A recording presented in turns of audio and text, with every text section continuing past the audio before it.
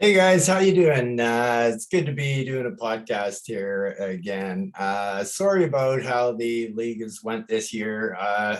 For those who don't know, I've been in Victoria for the last 7 weeks, and I'm in a long-term pain clinic, and I am going to be here another 6 weeks. So it's really difficult for me to record podcasts and that. Basically, for a 30-minute podcast, you have to, it takes about 4 hours for me to upload, where in or not Victoria, when I'm in Comox, it takes about 20 minutes to upload a 30-minute podcast. And like the ones we were doing at an hour and 30 minutes, well, those would have taken a day to upload. So I just kind of been concentrating on myself here, trying to get better. Just let you guys know, things are improving with my pain levels and that. So far that's working out good. Anyway, I couldn't resist. I had to put together a podcast for what happened yesterday. And I just got to give a big, huge kudos going out to Macaulay Mustangs, Keith Salter, finally taking down the Lakers, the Harrison Lakers, who were riding a 24-game winning streak. And Keith showed us that it can be done. So good job, Keith. Way to give the rest of us some hope for the playoffs here. So great job by the Mustangs. Huge upset. And yeah, so anyway, I just want to point that out. Sorry, Renee. I don't mean to harp on you here, but all of us, we're all pretty much cheering against you. So I'm just being honest. Anyway, what I'm going to do here is I'm going to do a little bit of a pre-playoff podcast here, and we're just gonna see what we're up to here going into the final 2 weeks of the season. So let's bring this up here. All righty. Why is that still there? Bold shift. No, I don't want multiple views. Just get the hell out of here. There we go. All right. Got her up. Yeah, man. Okay, so here's where we sit after the standings right now. As you can see, the Harrison Lakers took their second defeat of the year by being down by the Macaulay Mustangs. However, the Harrison Lakers are more than fine. They've already wrapped up the CDS trophy for the year. So congratulations going out to Renee. I believe it's 250. I usually always get the money total for this wrong, but I'm pretty sure it's 250. So Renee's just going to be adding to his total of winnings that he's had here. And I'd like to put out congratulations to the Harrison Lakers, Courtney Islanders, East Coast Brewers, Brewing Up Some Suds, Colwood Rangers, and Macaulay Mustangs, who have all clinched a playoff spot right now. So going into the last 2 weeks for those 6 teams is just seeding, which obviously means that there's only 2 spots left. And holding those spots currently right now are Flying Colors at 23, 16, and 1. And as well, the Portland Wolfpack at 20 wins, 16 losses, and 4 ties. So pretty much here, Garrow, Wolfpack got 44 points, and Garrow has, what has he got here? 47 points. So he's basically just a win away from clinching himself into a playoff spot, because the only team that could really knock him out right now is Sealand or Pitter Patter. But Pitter Patter is just a point away from being eliminated from catching Flying Colors. So Flying Colors is looking really solid right now for that playoff spot. And I want to throw out a huge congratulations to Garrow. If this does go down, and I think he is going to make the playoffs, it will be the very first time that the Flying Colors have ever trotted into the postseason, and will be drafting no lower than 9th next year. So for the Flying Colors, that's pretty amazing. We're either usually in the top 5 or at least in the top 8 for draft picks. So congratulations going out to Garrow. I know it might be a little premature, but I think you're pretty much there. So basically, Sealand is 4 points behind the Wolfpack.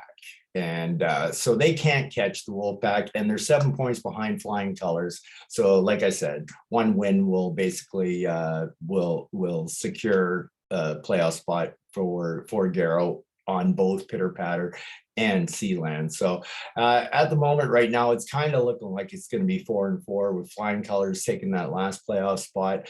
And looks like Portland Wolfpack may be able to slide in there. There's 8 available points left. So if Sealand's going to make a push, in which they have been doing the last couple of weeks, they need to go they basically need to go 4-0 for the rest of the regular season, but they definitely need to go 2-0 this week, or they could be eliminated if they don't go 2-0. So if they go 2-0, they'll still have a shot in week number in the final week of the season. So I don't have any notes or anything prepared, but I'm just going to kind of go through a couple of things here. You can take a look at the Courtney Islanders here and the East Coast Brewers. At one point, the Islanders were 9 points behind the Brewers, and they have slowly crept up and tied them. And what is really cool about this tiebreaker right now is where you would go to the breakdown is they are tied there as well at 233 points. And so then you would go to the next tiebreaker, and look how close this one is. The Islanders against the East Coast Brewers. Where are we here? What, am I going blind? Yeah, there we are. The Islanders are 10-9-1 against the Brewers. So basically they're 1 point better than the Brewers, and they would win that tiebreaker. But with 4 games still left, that could flip, and East Coast Brewers could have that tiebreaker. And but if they do end up tied, then you would go to the wins, which is let's see here. I should have had oh yeah, you go to the wins here. So the Islanders have 207, and East Coast Brewers have 211. So the Brewers would win that tiebreaker, but it basically goes from the overall, which they're tied, then to the head-and-head, and then it'll go to the wins. So yeah, you can't get any more tighter than that. So some good excitement there for the Islanders and the East Coast Brewers going in the last 2 games. They got something to fight for. I guess it kind of matters a little bit, because you're either going to play the Colwood Rangers more than likely, or you're going to end up playing the McCauley Mustangs, which seems to be the more favorable matchup. But then after Keith winning, maybe it's not so favorable. So, we all know that the playoffs are a whole different animal. So we'll see how this all shapes out. So never try to wish to get a certain opponent. It all can always come back and bite you in the ass. So that's pretty exciting. Like I said about Garrow, fantastic news for him, looking like his first playoff appearance. Looks like Steve's going to come a little short here. However, we're saying that he's only 2 points behind the Port Elgin Wolfpack from taking the wild card spot away from him. So he's definitely not out of this yet. So Pitter Patter, and it looks like it's going to come down to Pitter Patter and Wolfpack, but don't count out Sealand the way they're playing lately. They're playing really well. Flames of Fleury is kind of in no man's land. They're in the 5 to 8 draft pick. That is where they are going to end up. And congratulations going out to the Highlanders and the Gators as the only 2 teams right now who have clinched a spot in the lottery pick, the 1 to 4 range. So they could win out and still end up in the bottom 4. So the next up would be the Living Skies Capitals, who are still, they're looking good. They're looking good for Final Four right now. But technically, they could move out of it. And then for that crucial last spot in the Final Four, we've got Moose Lake Jagger and Quebec City Outlaws.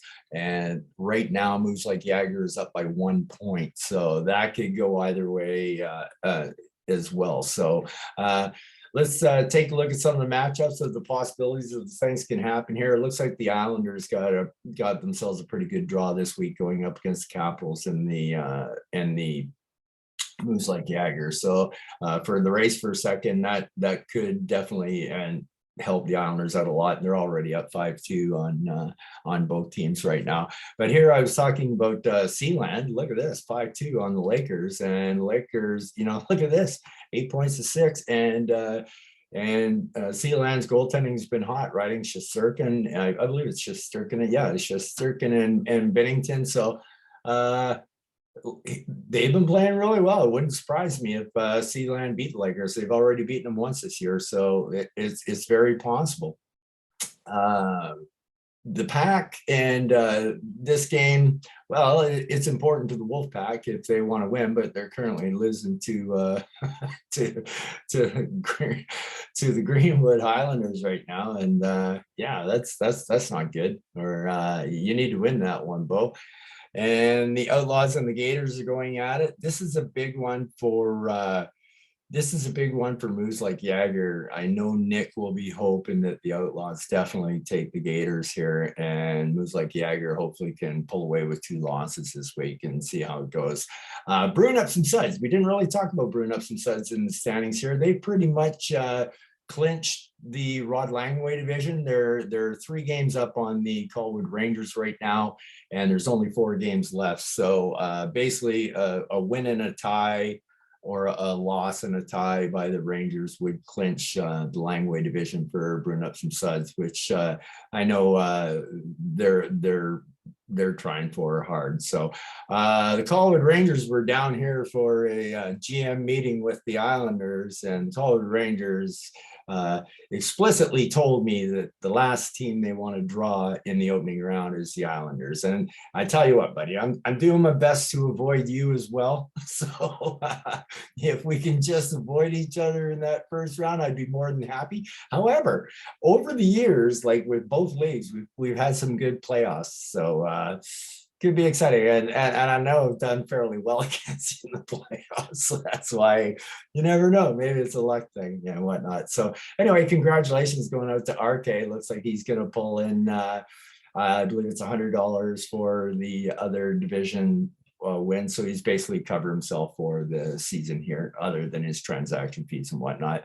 Macaulay Mustangs are sitting pretty in third. That's pretty much where they're going to end up. They're 2 games behind the Rangers right now. Only 4 games left. So anyway, let's go back here and take a look how it's all shaking out. So there you see Sealand. That's a huge game for them. It's a huge game for the Pack here. They need to beat Greenwood, and more than likely they'll come back and win this game. We talked about the Outlaws and the Gators, and Bruins and the Flying Colors. It would be nice for Flying Colors just get at least that 1 win to get themselves into the playoffs, and they don't have to worry about it going into the last week. Pitter patter here is, they got moves like Jagger, so that should be a win for them. And if they've got designs on grabbing that wild card spot, that's a big game. We got the Mustangs and Brewers, big game for the Brewers because they're battling the Islanders right now, and I'm sure they would prefer the Macaulay Mustangs as well. So this one here is actual possible playoff preview, and looks pretty even right now with the way the teams are going. We'll see how this one ends at the end of the week. The Rangers and Flames, well, the Rangers have actually kind of tailed off a little bit, but I see Dean's pitching a shutout here. Oh yeah, it's early in the game. That would be Markstrom against the Oilers right now. That game's into the second period, so we'll see how that works out as well. And once again, Sealand is playing Greenwood, so if they can beat the Highlanders here and somehow pull off an upset for the Lakers, they're a real shot to possibly make a run at that 4th spot in the division. So it's a big game indeed. Lakers against the Pack. This one's going to be tough for the Wolf Pack to win this one, so they definitely have to win this game against the Highlanders. So it could be tough. It's already 6-1, so could be tough for them beating. Oh, look at the Gators here putting up a fight against the Rangers right now. Don't think that one will last long. This one over here is a big game for the Islanders, actually. I'm kind of hoping on Ryan Kelly to pull through in this game for me to give me at least a shot to grab that 2nd spot outright. So go RK. And the Flames are beating the Outlaws here. That's good news for JP trying to stay down in the bottom four. This is the game that JP really has to worry about over here, though, with beating the Gators. So if he could somehow lose that game, that would definitely help out a lot. And flying colors once again. So they started the week. Oh, and they're losing both games. Really only need that one. They may not even need a win to get into the playoffs. To be honest with you, they may have already clinched right now, depending on how the team's trying to catch them do. So any losses by those guys and flying colors is in. So this one's an interesting one here. And the Caps and Pitter Patter. So Pitter Patter has the Caps and Moose Lake Yard. And so this is his opportunity to really make that last week exciting. So anyway, guys, that's what I got for you right now. So it's good to get out a podcast. This will probably take me about 4 or 5 hours to upload. So I'll try and do my best I can and get it out to you. I miss seeing you guys. I miss podcasting and that. And, hopefully next year will be a better year. So anyway, you guys take care out there and peace out. Like my room.